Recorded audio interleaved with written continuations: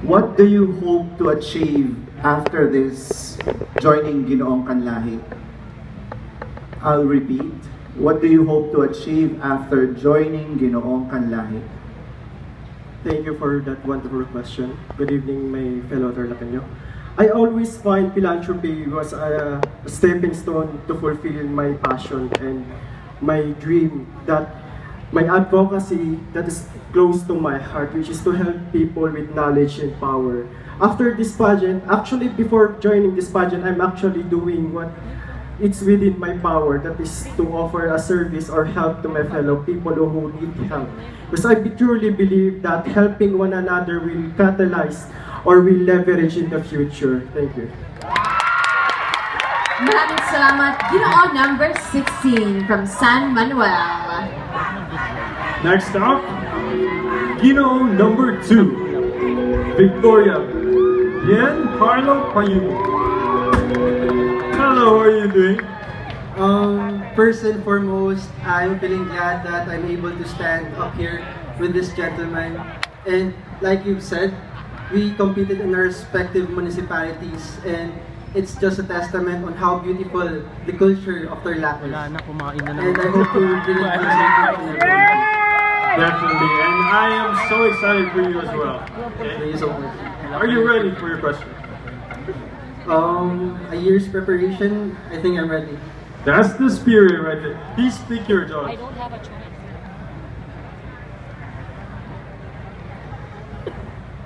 Your judge is Dr. Daryl Inalves.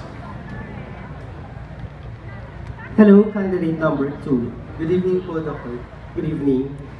If you had to eat only one food for the rest of your life, what would it be and why? I'll repeat the question. If you had to eat only one food for the rest of your life, what would it be and why?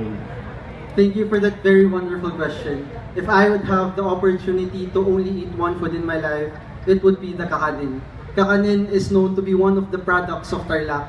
And by eating this, I am embodying the culture and heritage of our province. Not only that, I can use it to inspire more people that Tarlac is not only its delicacies, but it also makes its people. Thank you so much. Thank you so much, Ginoong Victoria.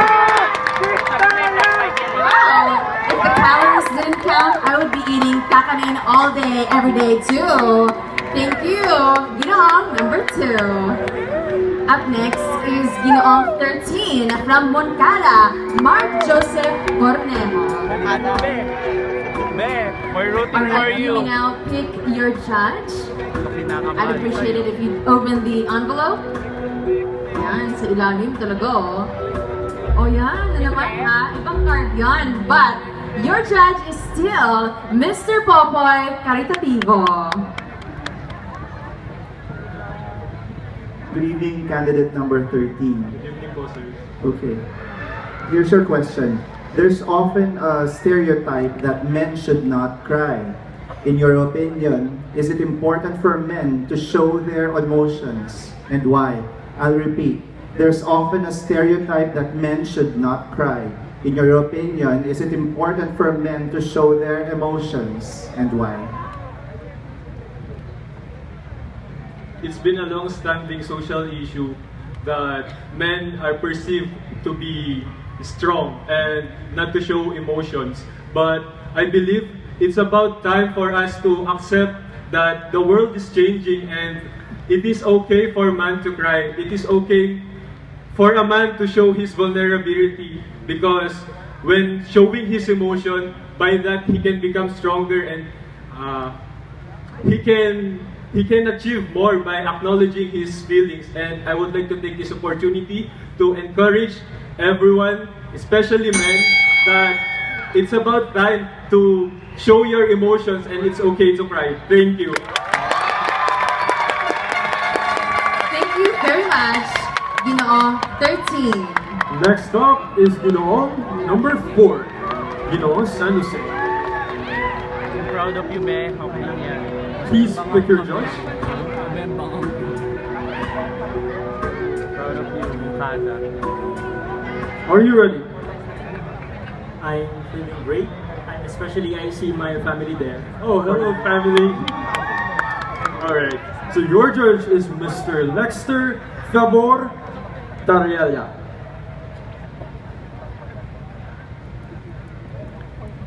Good evening, number 4. Good evening, sir. Here's your question.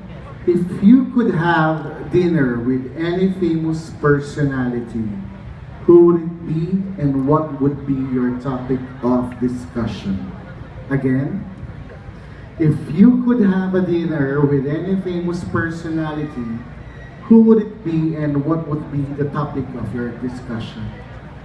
I would like to request to have a dinner with our Governor Susan Yap, and our topic would be Kanlahi Festival. We are celebrating Kanlahi for its 9th year, but there are still marginalized individuals who needs to represent in our community. We need to give them a platform and avenue to be presented who they are and what they've got as part of our society. Because at the end of the day, it's Masayang Tarlac, and Tarlac province is a home away from our homes. Thank you. Thank you very much. Wonderfully put. Wow, no? Tinataas masyado yung mga bar ng levels. Tarlac is a home away from home. Yes, we really do feel that hospitality. Thank you so much to the provincial tourism and the provincial government of Tarlac. Exactly. Good to be back. Yes, Today. right. Hoy, wait lang. May Let's mga get back to knows pa. business. Up next is Ginoong number 9 from Paniki, John Paul Gundayaw. Be, ilaban mo yun, Be. Will you want to say something before we start? Alright. Salamat sa mga sumusuporta dyan, especially Panigi. Wala sa sumusuporta sa akin. And thank you so much sa pagpunta. Hindi ko kayo pipiguin. Okay, I love that attitude. Now, let's pick a judge, shall we? Talaga, Be. Andito yung asawa mo.